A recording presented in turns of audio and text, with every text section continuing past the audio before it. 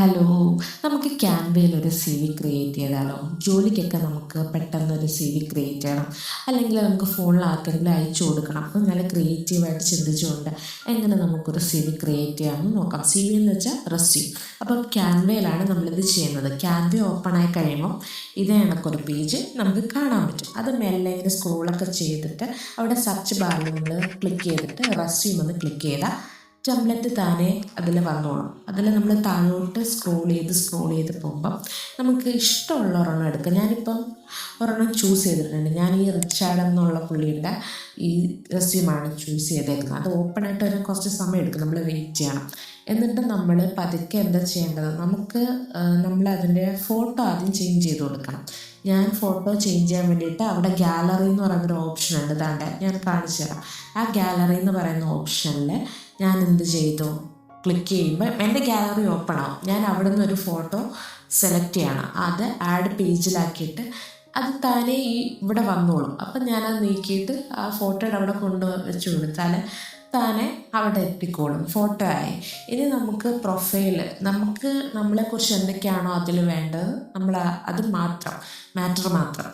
നമ്മുടെ ഇന്ത്യയിൽ കൂടുതലും ഇങ്ങനത്തെ ഇതൊന്നും നോക്കാറില്ല. നമ്മുടെ വർക്ക് എക്സ്പീരിയൻസ്, നമ്മുടെ സ്കിൽസ്, എഡ്യൂക്കേഷൻസ് അത്രമാത്രമേ ഉള്ളൂ. ഇതിൽ കുറച്ചുകൂടെ ആഡ് ആക്കിയിട്ടുണ്ട്. അപ്പം എല്ലാം നമ്മുടെ വർക്ക് എക്സ്പീരിയൻസ് ആണ് മെയിനായിട്ട് കൊടുക്കേണ്ടത്. പിന്നെ നമ്മൾ പ്രൊഫൈലിൽ നമ്മളെ മെൻഷൻ ചെയ്യുക. വേണമെങ്കിൽ ഡിപ്പെൻസ് മെൻഷൻ ചെയ്താൽ മതി. അപ്പം നമുക്ക് എഡ്യൂക്കേഷനും അതൊക്കെ നമുക്ക് വേണമെങ്കിൽ ഈ സ്റ്റിക്കറൊക്കെ വേണമെങ്കിൽ ഒന്ന് മാറ്റി ഒക്കെ കൊടുക്കാം. പിന്നെ നമ്മുടെ സ്കിൽസ് എല്ലാം നമ്മളൊന്ന് കറക്റ്റ് ചെയ്ത് കൊടുത്തതിന് ശേഷം നമ്മളിത് സേവ് ചെയ്യും. മേലത്തെ ആരോയിൽ ക്ലിക്ക് ചെയ്താൽ സേവ് ആയിക്കോളും. താനെ ഗാലറിയിൽ വന്നിട്ട് അത് സേവ് ആയിക്കോളും. അല്ല, എത്ര പെട്ടെന്നാണ് അത് സേവ് ആയത്. ഞാനിതിൽ മാറ്റങ്ങളൊന്നും വരുത്തിയിട്ടില്ല. നിങ്ങളുടെ ഐഡിയാസിൽ നിങ്ങൾ മാറ്റം വരുത്തി നിങ്ങളുടെ ഡീറ്റെയിൽസൊക്കെ കൊടുക്കുക. ഇനി നിങ്ങൾക്ക് PDF ആണ് വേണ്ടതെങ്കിൽ അങ്ങനെ വേണമെങ്കിൽ ചെയ്യാം. പക്ഷേ ഞാൻ ക്യാൻവ പ്രോയിൽ കൊടുത്തിട്ടില്ല. പ്രോ ഉണ്ടെങ്കിൽ നമുക്ക് PDF ആയിട്ട് നമ്മുടെ ഗാലറിയിൽ സേവ് ആയിക്കോളും. അപ്പം ഇത്രയേ ഉള്ളൂ, സിമ്പിളായിട്ടുള്ളൊരു കാര്യമാണ്. എങ്ങനെയാണ് നമ്മൾ CV ക്രിയേറ്റ് ചെയ്യുന്നതെന്ന് വലിയ പാടൊന്നുമില്ല. ഈസി ആയിട്ടുള്ളൊരു ഒരു മെത്തേഡാണ് CV ക്രിയേറ്റ് ചെയ്യുക എന്ന് പറയുന്നത്.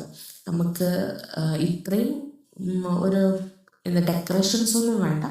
ഈസി ആയിട്ട് നമ്മുടെ കുറച്ച് കാര്യങ്ങൾ ഡീറ്റെയിൽസ് കൊടുത്ത് എലഗൻ്റ് ആക്കാമോ, അത്രയും നല്ലത്. അപ്പോൾ ടാറ്റാ, ബൈ ബൈ.